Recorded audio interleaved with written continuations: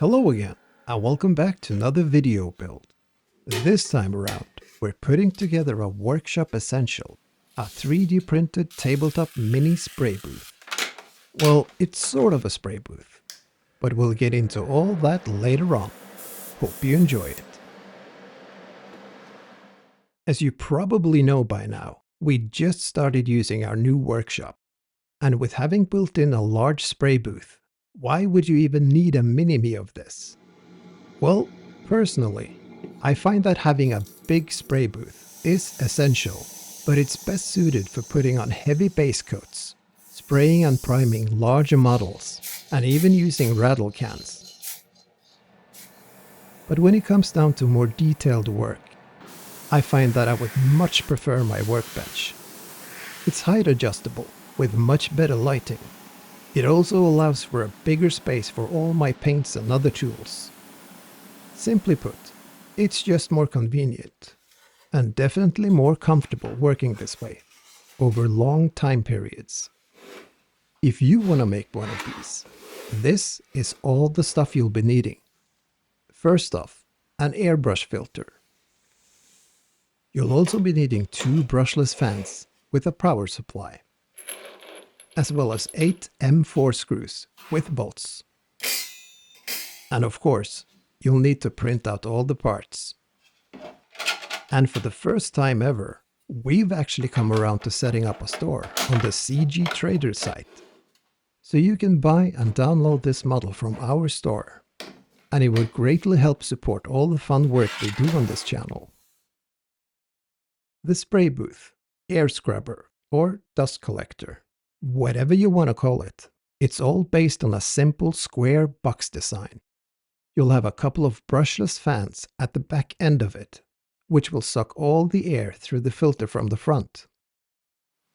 And you can easily swap out the different filters you'll be using for when you sand your FDM or resin prints.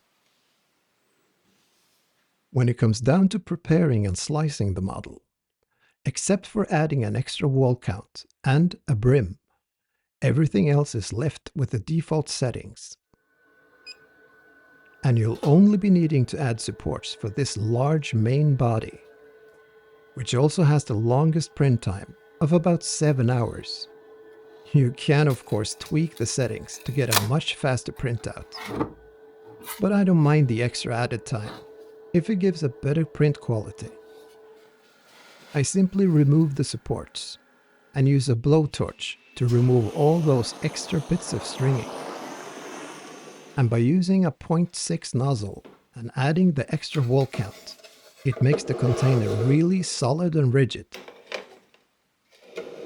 The 2 fans are simply connected, and I make sure the wiring is hidden tightly between them.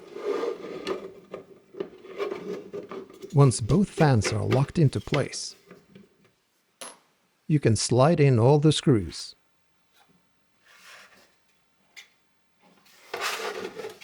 Add the provided protective cover and simply tighten all the bolts.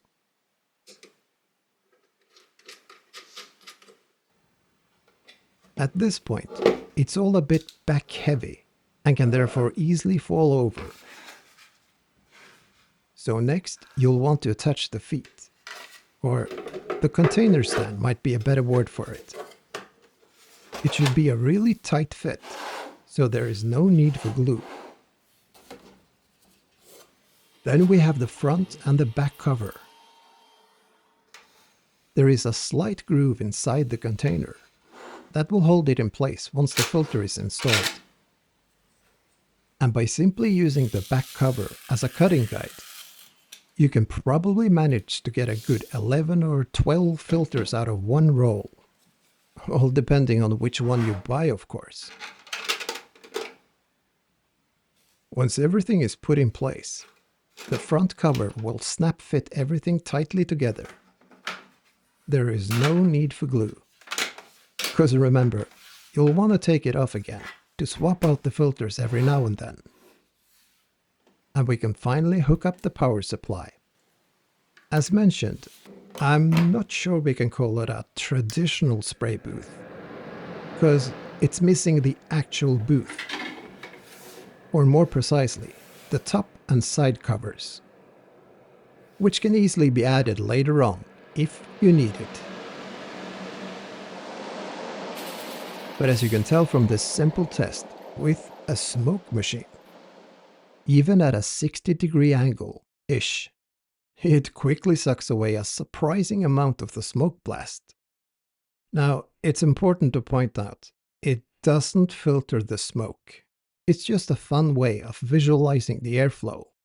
And also, when it comes to using this model, you should only stick with using non-toxic acrylic paints, just like we do. So for airbrushing small details over a longer period of time, this model worked out surprisingly good. I spent a whole Saturday testing out different shades of skin tones, with a lot of new and different approaches to it. And at some point, you know, when you really get into something, you totally forget yourself. So I ended up doing a full blast base coat on the whole figurine. Not once, but twice. As you might tell from all the color shades on the filter. So I have to admit, there was a silent minute of panic, as both my iPad and MacBook is placed directly behind it. As you know, the overflow from using an airbrush can easily leave behind a fine pigmented dust coat on absolutely everything. But thankfully, and to my big surprise I have to say, it seemed to work out even better than I expected, because it wasn't intended for this. There was a slight hint of paint inside the chamber, but there wasn't any pigment residue. Not even on the workbench, where it stood all day. So there you have it.